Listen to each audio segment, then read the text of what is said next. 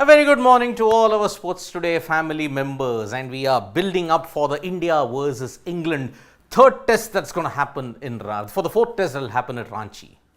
Now, India are currently leading 2-1, and what is this going to do is that if you win in Ranchi, you won the series and ensured more questions are asked from the England cricket team.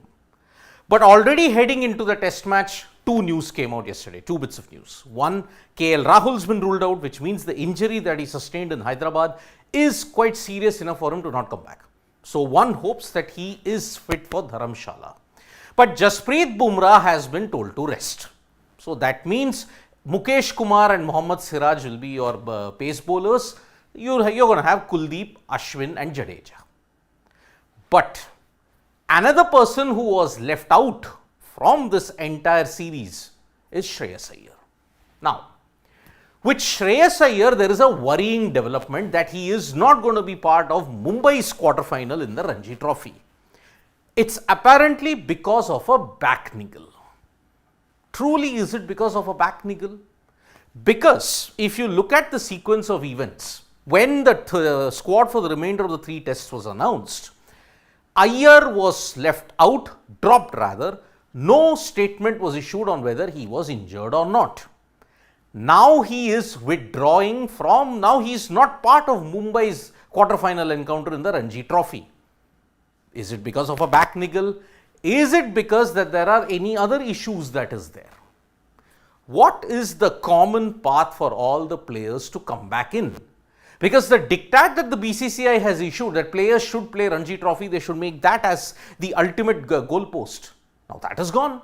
The Ranchi is over. For Ishan Kishan, he can't participate in the Ranchi because his team is out of contention. So is Deepak Chahar. The only guy who can participate in the Ranchi Trophy before the IPL is Shreyas Iyer, because Mumbai are in the quarterfinals. Now if Mumbai managed to lose, then even he can't participate in the Ranchi Trophy. All the yardsticks, all the goals and all the talk will only happen next season.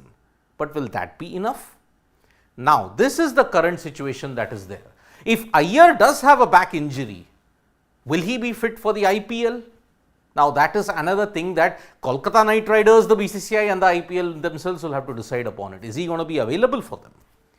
Because if Jai Shah's statement is true, that IPL consideration will only be weighed upon domestic standards, and if it happens from now, Iyer's future is quite uncertain then. Back injury, we don't know. It's only reports that there is a back niggle.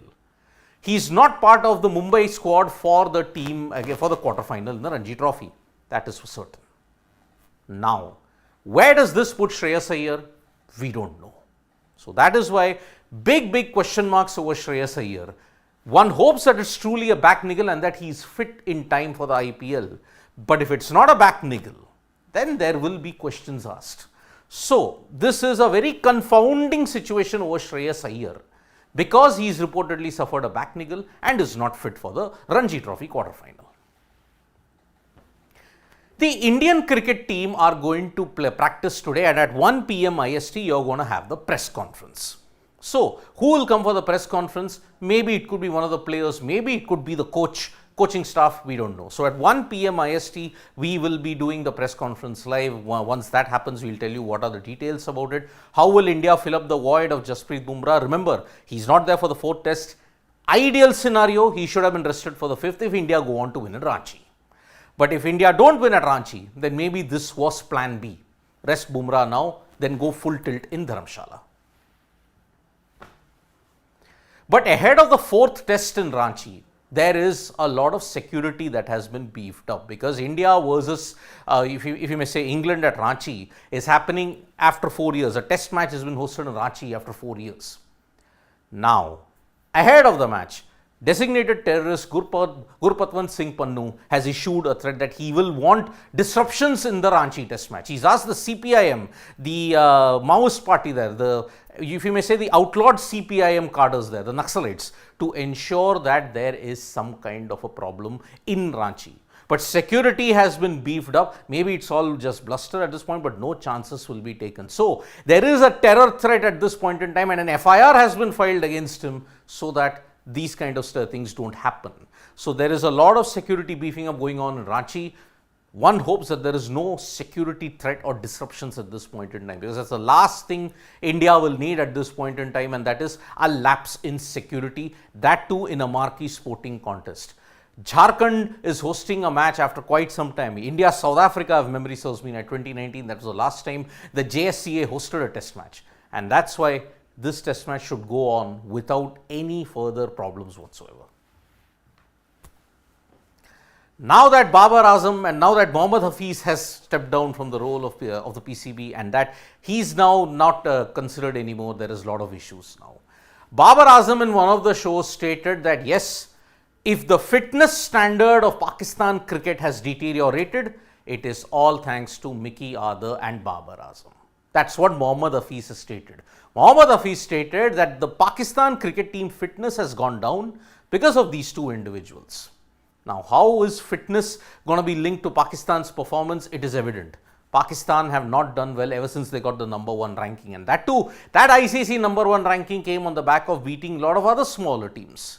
The more you play the smaller teams, the more you accumulate the points, and that's why Pakistan became the number 1. But after that, Asia Cup disaster, World Cup disaster, and now this current situation where they were absolutely brutalized in Australia and New Zealand. So that's why not good signs for Pakistan. The rifts are only growing between former players and the current crop of players. Andreas Brehme. If you all remember the 1990 FIFA World Cup final between West Germany and Argentina, his goal ensured in the 85th minute, his penalty kick ensured in the 85th minute that Germany would be crowned the champions for the 3rd time. Unfortunately, just about yesterday, he died at the age of 63. His club, Bayern Munich, issued a statement saying that yes, it's a big loss and we are deeply in shock. Andreas Brehme, the World Cup winning, if you may say, the guy who took the penalty, he was the guy who ensured Germany got their 3rd title. He's no more at the age of 63. Our commiserations, our condolences to the German football team and also to the family of Andreas Brehme. But there is great news in the table tennis, World Team Table Tennis Championships, because India are only one step away, the India women's team are only one step away from ensuring they'd make the flight to Paris. They have beaten Italy, but their next fight is against a very tough opponent, number 4 ranked in the world, Chinese Taipei. Now, what are the stakes in place here?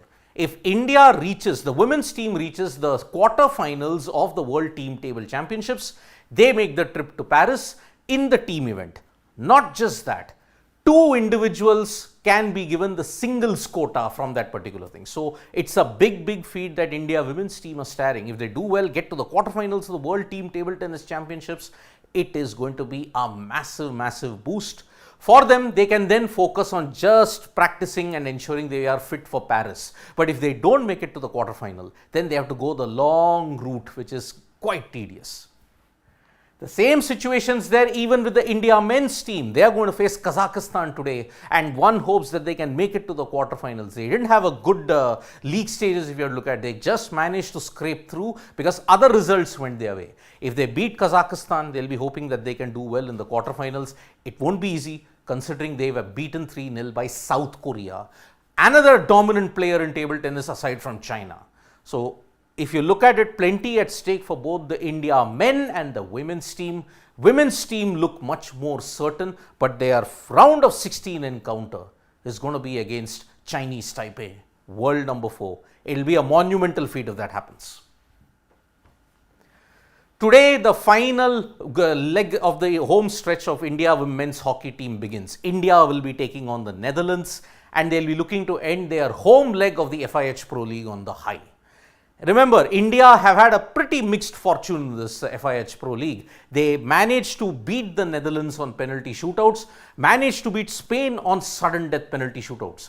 But against Australia, they lost 4-6, and they'll be looking to end their campaign on the ultimate of high. If they can beat the Netherlands again, then it will put them in a very good space for Paris Olympics 2024. So, Lots to look forward to today. The press conference is at 1 p.m. IST. Apart from that, more of the other sporting stories, especially from table tennis, we'll be bringing you all those updates as well. We'll also be doing some special videos throughout the day. So stay tuned to Sports Today for all the latest news and analysis. Tap that bell icon so you know when we go live. And don't forget, we're on Facebook, Twitter and Instagram as well. Bye-bye.